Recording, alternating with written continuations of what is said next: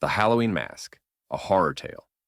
Jake wandered into the dimly lit Halloween costume store, his eyes scanning the rows of eerie masks, costumes, and props. The place smelled of old fabric and dust, the perfect setting for a night of spooks and scares. As he browsed, his attention was drawn to a mask sitting behind a glass display case at the back of the store.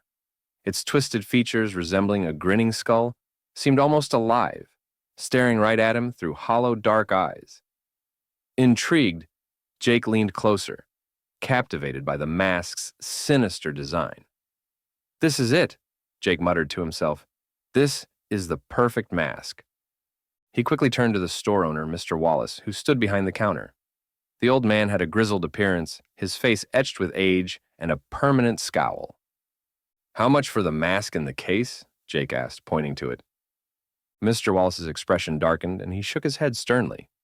"That mask isn't for sale. Best to leave it be, son. It's cursed." Jake chuckled, waving off the warning. "Come on, it's Halloween. What kind of mask could be that dangerous?" The old man's eyes narrowed. "It's not a joke. That mask doesn't just get worn. It takes over. Once you put it on, you're no longer yourself. You become a killer. And it won't come off until 3 people are dead."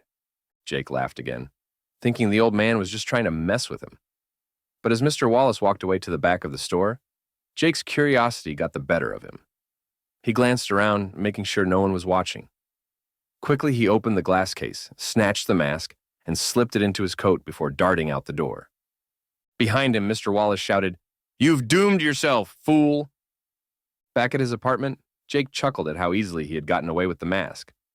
He placed it on his bed while he finished putting together his vampire costume for the Halloween party. The mask was terrifying. He held it up, admiring its creepy features in the mirror.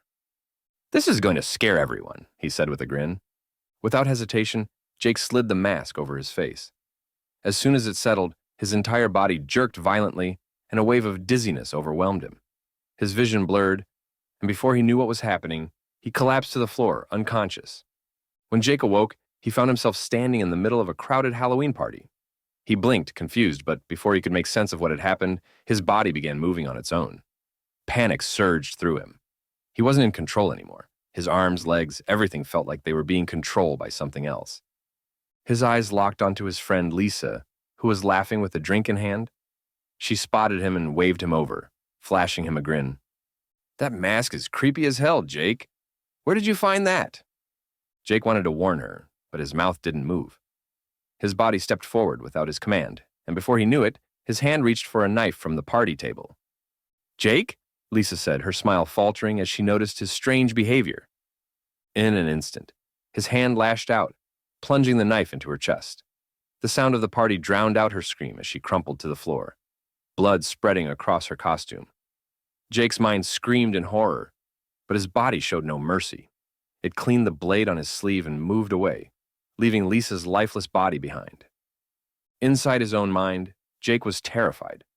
He tried to stop himself, but whatever spirit inhabited the mask was in full control. It was as if he were a prisoner within his own skin. Jake's body continued moving, leaving the party and stepping out into the cool night air. His legs carried him down the street, past laughing partygoers, until his eyes landed on a guy named Eric, dressed in a werewolf costume, drunkenly stumbling home. "Jake!" Eric shouted, waving. "That mask is wicked, dude! Where's Lisa?" Again, Jake's body moved without his control. His hand shot out, grabbing Eric by the throat and slamming him against a brick wall. Eric's smile vanished as he struggled, gasping for breath. Jake, stop!" Eric choked out, his hands clawing at Jake's arms. But Jake's body didn't stop. His fingers tightened until the life drained from Eric's eyes. When his body finally released its grip, Eric's lifeless form crumpled to the sidewalk. Jake stood there, trembling inside, horrified at what he had done, yet unable to stop it. He tried again to rip the mask off his face, but it was stuck, as if it had melded with his skin. His hands twitched as if fighting for control, but the spirit inside the mask was too strong. Jake's body returned home as the first light of dawn crept through his apartment window. He stood in front of his mirror, staring at his reflection. The mask, which once looked like an inanimate object, now pulsed with a malevolent energy. Desperately, he clawed at it, trying to tear it off. It didn't budge. Suddenly, there was a knock at the door. It was Sarah, Jake's girlfriend, who had been trying to reach him since the night before.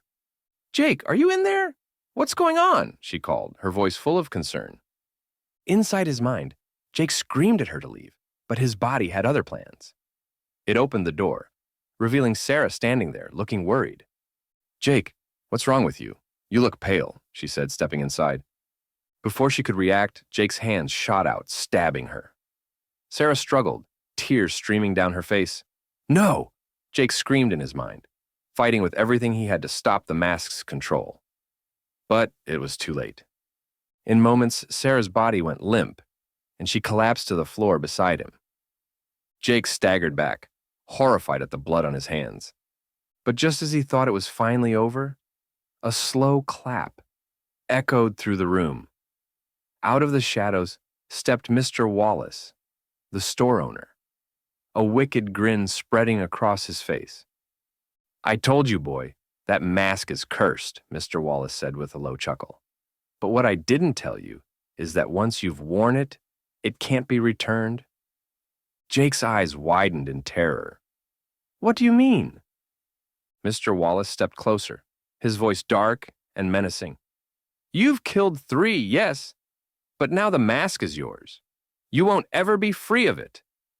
Before Jake could respond, the mask pulsed with energy, and suddenly it leaped from his hands, reattaching itself to his face. His body convulsed as the spirit took control once more. Jake's mind faded into darkness, his final screams lost within the mask's power. Outside, the streets were quiet as Jake, now fully consumed by the murderous spirit, stepped into the night. Mr. Wallace whispered to himself, "Happy Halloween." The night swallowed Jake as the cursed mask continued its deadly hunt.